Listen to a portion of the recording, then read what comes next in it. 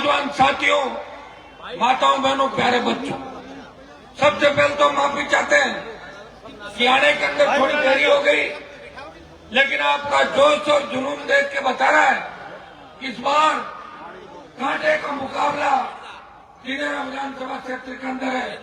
Azad Samaj party और RLP के संयुक्त उम्मीदवार भारी वोटों से बड़े बढ़ाकर आगे निकलेंगे। ऐसा जोश उत्साह आपके अंदर दिखाई देगा। भाइयों, पिछले 20 साल के अंदर आपने अखंड भ्रष्टाचार के अंदर डूबते हुए राजस्थान को देखा। या गहलोत वसुंधरा के गठबंधन ने, भाजपा कांग्रेस के गठबंधन ने राजस्थान की ये हालत कर दी कि दिल्ली के सेंट्रल हॉल के अंदर जब लोकसभा में हम बैठते हैं तो बाहर के जो एमपी हैं, यूपी, हरियाणा, बिहार के, वो मेरे से पूछते हैं कि हनुमान जी, राजस्थान में डिग्री की रेट क्या है, कितने रुपए में मार्कशीट मिल जाती है। ये राजस्थान की इज्जत अगर शराब की तो कांग्रेस और भारतीय जनता पार्टी ने की।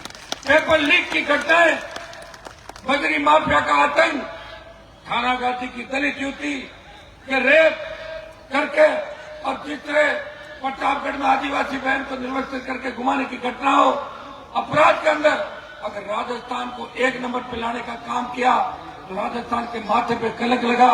उसमें भारतीय जनता पार्टी और कांग्रेस की शासन व्यवस्था थी। भाइयों, इस बार राजस्थान के अंदर न कांग्रेस चल रही है न भाजपा चल रही है। अगर तूफान चल रहा है तो जवान का, किसान का, आरएलपी और आजाद पार्टी का तूफान चल रहा। उठो, अपनी ताकत को पहचानो। आप तो दिल्ली के नजदीक हो, आपने दिल्ली के शासन को भी देखा, राजस्थान के शासन को भी देखा। मारवाड़ से तूफान चल रहा है, इसे यहाँ पे सुनामी बना दो। वोट की अपील करने आपके बीच आए, मैं तो फिर हमेशा आपके बीच आऊंगा, आपकी कई आवाज करूंगा। हनुमान बेनीवाल ने राजस्थान एक पार्टी बना नौजवानों को लड़ना सिखाया, संघर्ष करना सिखाया। और पहले अकेला हनुमान बेनीवाल लड़ता था, अब चंद्रशेखर आजाद 1 और 1 11 हो गए। 2 भाई मिलकर दलित, शोषित, पीड़ित किसान की आवाज को बल दे रहे। मैं आपको विश्वास दिलाता हूँ, ये गठबंधन बहुत आगे तक जाएगा। राजस्थान कभी क्या सीखा जाएगा, गठबंधन को याद किया जाएगा। इस बार सत्ता की चाबी आरएलपीएस गठबंधन के हाथ में होगी। ताला आप ही खोलोगे, न कांग्रेस न भाजपा। आप मजबूती से उद्वी भाई को जिता के भेजते हैं, सत्ता के अंदर आपकी भागीदारी हम सुनिश्चित करेंगे। इतना विश्वास मैं आपको दिलाता हूँ। यहाँ जो उम्मीदवार है उनके बारे में आप जानते हैं। बाबा जी तो लोकसभा के अंदर है, उनको क्यों फ्री कर रहे हो? उनको वही रहने दो, बाबा जी को लोकसभा लड़ लेंगे वापिस। दूसरे वाला भाई नहीं जानता, लेकिन कांग्रेस भाजपा के खेल को खत्म करना है, वसुंधरा गहलोत के गठबंधन को खत्म करना है, जवानों का, किसानों का राज राजस्थान के अंदर लाना है। टोल मुक्त राजस्थान, कर्ज मुक्त किसान, सशक्त लोकायुक्त, जवानों को रोजगार। भाइयों, किसानों के लिए देश में कौन लड़ा? तो सेना को ठेके में दे दिया, तब कौन लड़ा? या आपके सामने जो सांसद खड़ा है, ये शाहजहांपुर बॉर्डर पे 70 दिन मोदी की सत्ता को ठोकर मार के आपके लड़ रहा था। इस भाई के संघर्ष को याद रखना, इस बार उन दोनों भाइयों को मजबूत करना। बहुत बहुत आपको धन्यवाद। जय हिंद। केतली का चुनाव चिन्ह मोदी जी ने चाय के नारे के साथ देश के प्रधानमंत्री के पद में बैठ के मैं चाय बनाता था। अब मोदी जी की केतली जो चंद्रशेखर आजाद ले आए, फिर मोदी पर बचा क्या चाय का सामान, बताओ मुझे। इसलिए एक को फ्री करना, कांग्रेस को फ्री करना। और ये पानी की बोतल है, ये वसुंधरा की दारू वाली बोतल नहीं है, पीने का पानी स्वच्छ पारदर्शी आपको देगी। केतली सर्दी के अंदर गर्मा गर्म चाय पीनी। आप आशीर्वाद देना और संदेश देश के लिए देना है कि अलवर खड़ा के बॉर्डर पे भी लगते हैं।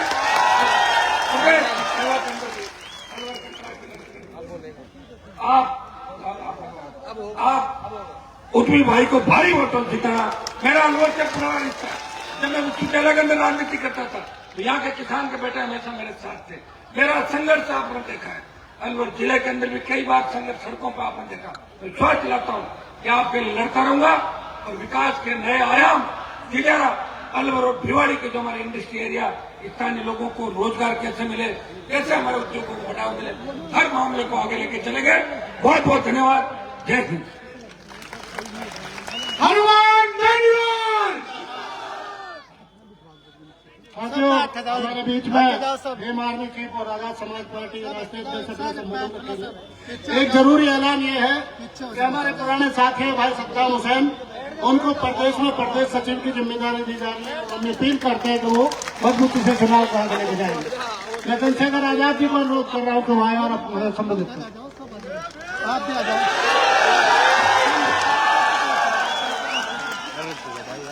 जय भीम। फोटो ले लेना क्यों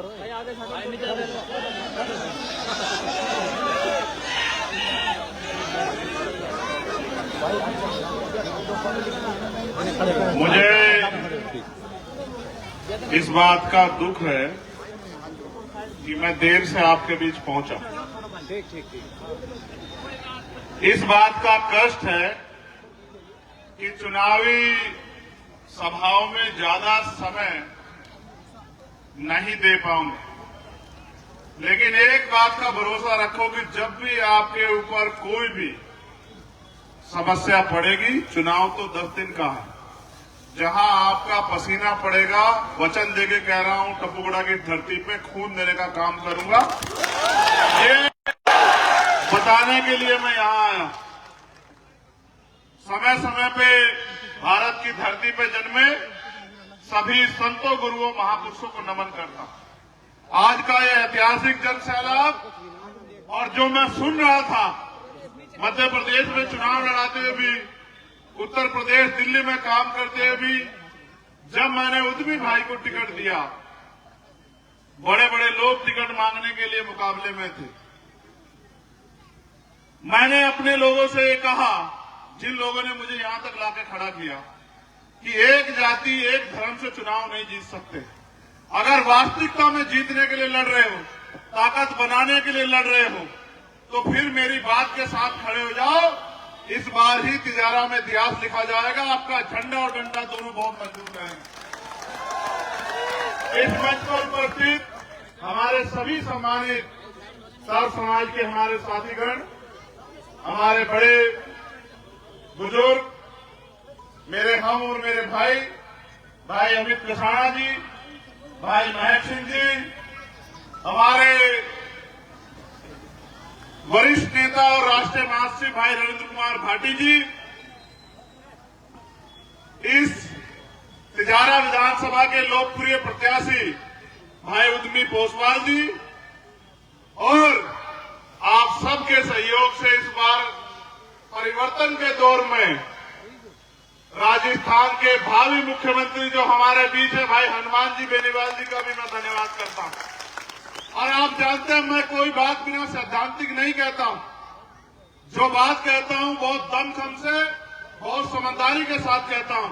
मैं इस बात को इसलिए कह रहा हूं कि आप ये जब चुनाव शुरू हुआ था, प्रत्याशियों की लिस्टें आ रही थी, आपने पहली बार राजस्थान में देखा होगा, जो यहाँ के लोगों को गुलाम समझते थे, ये समझते थे कि हम कुत्ते बिल्ली को भी टिकट देके भेज देंगे, जनता उसको जिता के भेज देगी, उनको आखिरी दिन अपने प्रत्याशी घोषित करने पड़े, यहाँ तक कि अपनी लिस्टें भी छिपानी पड़ी। ये इस बात का उदाहरण है कि यहाँ जो गठजोड़ बना है, भाजपा कांग्रेस उसका मुकाबला नहीं कर पा रही। मेरे सम्मानित लोगों, बहुत बातें कहने को हैं। मैंने राजस्थान में जन्म नहीं लिया, ये बिल्कुल सच है, लेकिन जहां मैंने जन्म लिया और जहां से मैंने संघर्ष करना शुरू किया, हमेशा मैंने किसी भी कमजोर किसान, मजदूर, नौजवान, मुसलमान, दलित, पिछड़े, आदिवासी और किसी भी न्याय पसंद व्यक्ति को कभी निराश नहीं किया। आपने तो मेरा मान बढ़ा।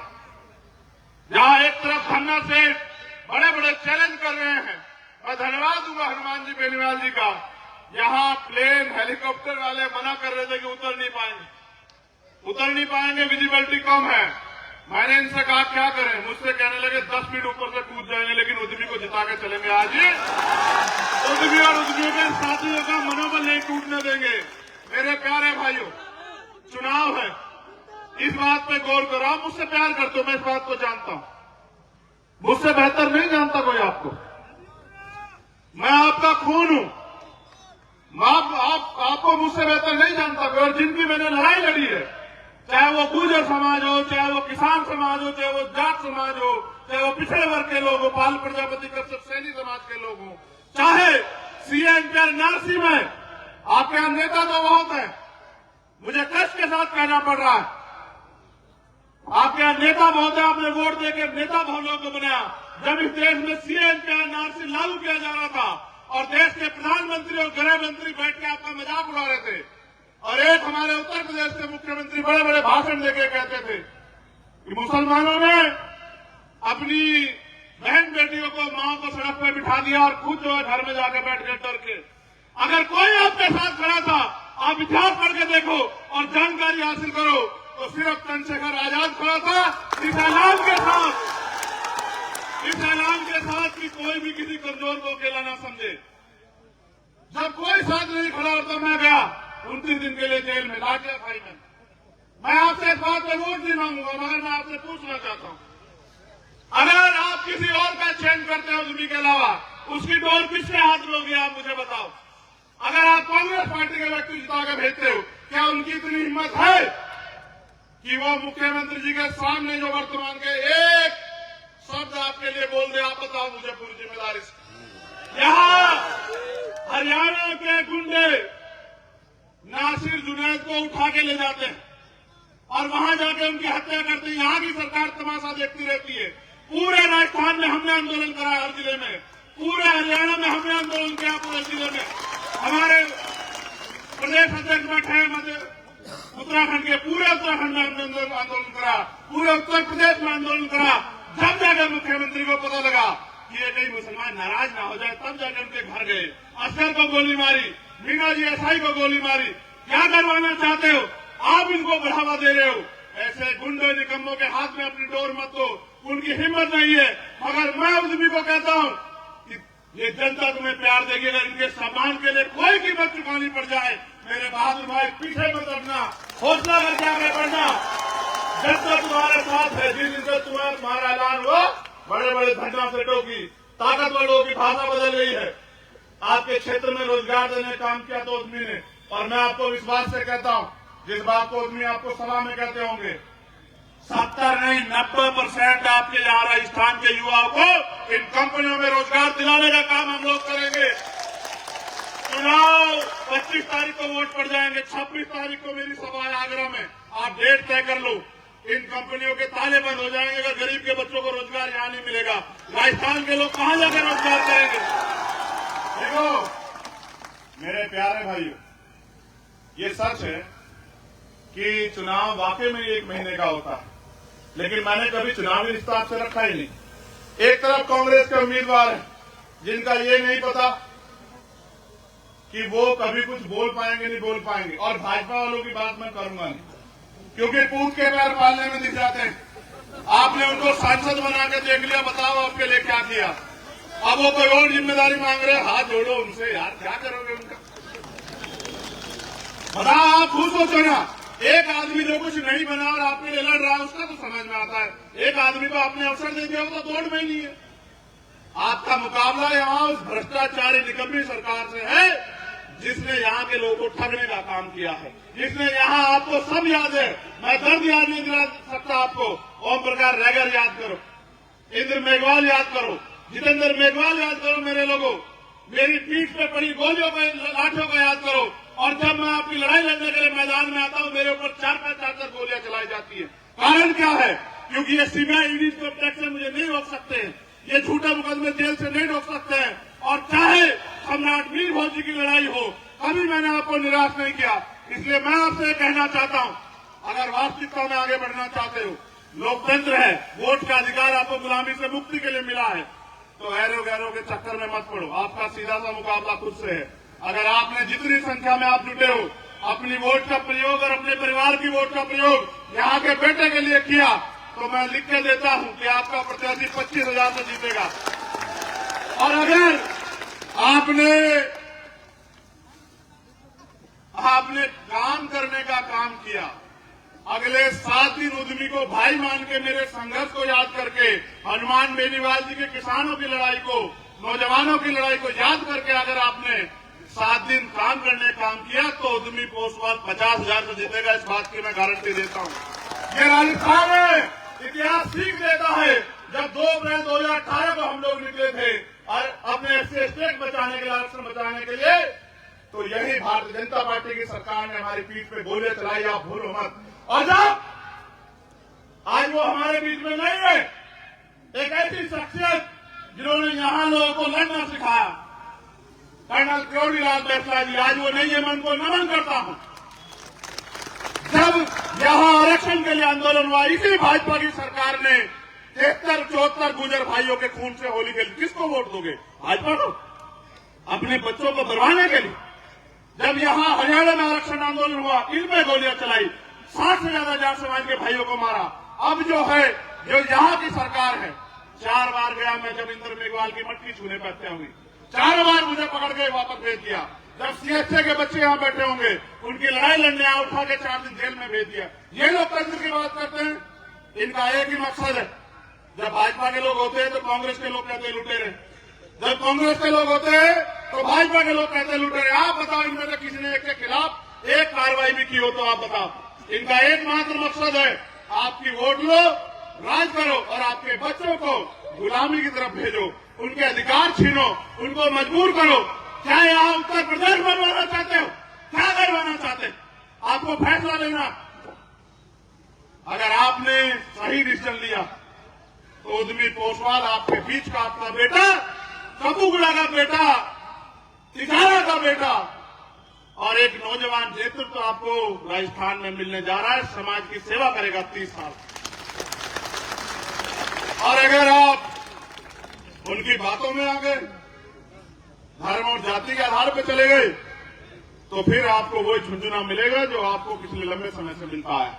मैं तो आपको जिम्मेदारी से कह रहा हूं, मैंने उद्यमी को भी कहा था और हमारे नेता बैठे रविंद्र कुमार भाटी जी, मैंने उनको भी कहा था, हमारे किसान नेता पुष्पेंद्र चौधरी और हमारे प्रभारी सतपाल चौधरी बैठे हैं, कि मैं उद्यमी की सीट के लिए अगर मुझे रात को 1-1 बजे तक जाके काम करना पड़ेगा तो मैं करूंगा, लेकिन मैं उद्यमी को कमजोर नहीं पड़ने दूंगा। उसका मुकाबला बहुत ताकतवर लोगों से है। और मैंने उद्यमी से पूछा कि भाई समाज का भी दबाव आएगा, पैसे का भी दबाव आएगा, तेरे काम भी बंद हो सकते हैं, तेरी जान पे भी आ सकती है। तो मेरा दिल इतना बाग-बाग हुआ। एमपी साहब, उद्यमी का जवाब सुन के उसने कहा गर्दन कट सकती है लेकिन झुकेगी नहीं। जब इसने मुझे जवाब दिया तो मैंने कहा कि फिर याद रखना कि वो दिन चले गए गर्दन काटने वाले, कटवाने वाले। ये लोकतंत्र है। रानी का बेटा राजा नहीं बने। राजा वो बनेगा जिसको जनता वोट देगी। और जनता आप जानते हैं, सर्वे आप करा लो, आपको पता लग जाएगा कि हर जाति धर्म का वोट जो है वो उद्यमी के साथ है। फिर बताओ कोई कैसे जीत जाएगा? तो मैं आपको बार बार कहता हूं, मेरे नेता माननीय काशीराम साहब कहा करते थे कि जिनका दल मजबूत होता है उनके अंदर बल होता है, और जिनके पास बल होता है उनके द्वारा समस्याओं का हल होता है। आप तय करो। मैंने तो जितनी मुझसे आपने सेवा मांगी की, अपने दिल पे हाथ रख के बताओ, क्या कभी मैंने आपको निराश किया? कभी मैंने आपको पीठ दिखाई? आज मैं आपको पीठ दिखा सकता हूं जहां मेरी पीठ पे 4-4 गोली चलाई गई, लेकिन मैंने 3 दिन के बाद मैं भरतपुर में था। गोली लगने के 3 दिन बाद मेरे सब साथी जानते हैं, सद्दाम भाई और सब लोग, भरतपुर में सबाती में 7 घंटे बहते खून के साथ आया। और जब मैं स्पीच कर रहा था मेरा खून बह रहा था, लेकिन जब मैं यहां से गया 7 घंटे तब मेरा खून बह रहा था। मुझे डॉक्टर ने कहा कि मरना चाहते हो? मैंने कहा मरूंगा भी और जीऊंगा भी उनके लिए जिन्होंने सम्मान दिया है, और तब तक लड़ता रहूंगा जब तक उनको स्वाभिमान सम्मान की जिंदगी न दिला दूं। बहुत लोग आएंगे आपको बिखराने वाले, गुमराह करने वाले, बंटवारा मत कर देना वोट का। क्या तो मुझ में कोई कमी है तो बता दो, उस कमी को भी पूरा कर दूं। और अगर मुझ में कोई कमी नहीं है, मेरे साथी यहां बैठे हैं, मैं उनको भी ये कहना चाहता हूं इस मंच पे, फिर 7 दिन मेहनत करो जैसे मैं मेहनत कर रहा हूं। और देखो, आखिरी बात जो आपको बता रहा हूं, राजनीति में बैलेंस ऑफ पावर होता है। आप सर्वे करा लो, किसी मीडिया वाले को पूछ लो, बहुत सारे सामाजिक मीडिया के लोग खड़े हैं। 60 सीटें ऐसी हैं जिनमें हमारा त्रिकोणीय मुकाबला है भाजपा और कांग्रेस से। और सोचो, आप सबके आशीर्वाद से, क्योंकि जनता सबसे बड़ी ताकत है, अगर हम हमारे जो विधायक जीत के आएंगे तो मीडिया के लोग बार बार पूछते हैं कि भाई आप किसकी मदद करोगे, कांग्रेस की या भाजपा की। तो हमने कहा भाई इनकी मदद तो जनता ने बहुत कर दी, जब जनता ने नकार दिया तो हम इनकी क्या मदद करें। अब तो हम अपना बनाने की तरफ चलेंगे। हम पे नेता भी हैं और हम पे काम करने वाले सिपाही भी हैं। हम मिलकर कहेंगे आओ, अगर किसी को रोकना चाहते तो हमारे आदमी को बनाओ मुख्यमंत्री, क्योंकि जब कलम की ताकत इनके हाथ में होगी तो राजस्थान में किसी बहन बेटी के साथ अन्याय नहीं होगा, धर्म जाति के आधार पर किसी का अपमान नहीं होगा और कोई भेदभाव नहीं होगा। नौजवानों को रोजगार मिलेगा और एमएसपी की किसानों को गारंटी मिलेगी। और मैं धन्यवाद दूंगा नू की यहां बराबर में नू ये जो मेवात के जो लोग हैं उनको कि जो प्रशिक्षण मुजफ्फरनगर में उन्होंने किया था, जिससे वो सत्ता में आए, उन्होंने आपके यहां करने का काम किया। आपने बहुत शालीनता से हाथ जोड़ के अपनी एकता दिखा के, और यहाँ के मैं गुर्जर और जाट समाज के भाइयों का भी, किसान जातियों का भी धन्यवाद करूंगा कि उन्होंने एकता बना के अमन चैन का पैगाम यहाँ देने का काम किया, उनके गलत मंसूबों को नाकामयाब करने का काम किया। इसी संदेश को आगे बढ़ा के 25 तारीख को जब आप वोट डालने जाएं तो अपने कीमती वोट को किसको दोगे? वोट बताओ। उद्यमी को दोगे या मुझे दोगे? बताओ आपको। मैं स्पष्ट कर दूं, उद्यमी को जो वोट पड़ेगी उसकी ताकत मुझे मिलने वाली, समझते हो? और उद्यमी का भाई हूं मैं, उद्यमी के साथ खड़ा हूं आज भी, और जब तक जीवन है तब तक जिम्मेदारी से लड़ूंगा, ताकत से लड़ूंगा। और एक नहीं है, अभी तो 1 और 11 है। हमारे नेता बैठे रविंद्र कुमार भाटी जी, 1 और 11 और 1 और 11 नहीं, 101 है, 111 है, और सब पे भारी पड़ने वाले हैं। राजस्थान का में एक ऐसा उज्जवल भविष्य तैयार होगा जिससे जनता की सेवा होगी। अभी तो ठगे गए, लूटे गए, पेपर लीक बसों में बैठ के होते हैं, गरीबों के बच्चे पढ़ लिख के सड़कों पे घूम रहे हैं, और विधायक मंत्री जी के बच्चे जो हैं वो नौकरियां कर रहे हैं, राज कर रहे हैं। खूब धंधा चल रहा है बजरी माफियाओं का, और लाठियां खाते हैं किसान। इसलिए कह रहा हूं, इस बार मत होना परेशान, और अपनी कीमती वोट को देके केतली के निशान पर और ताकत मजबूत कर देना आजाद समाज पार्टी, राष्ट्रीय लोकतांत्रिक पार्टी की, और गठबंधन का झंडा गाड़ देना, और फिर ये देखना कैसे आपके जीवन में परिवर्तन होता है।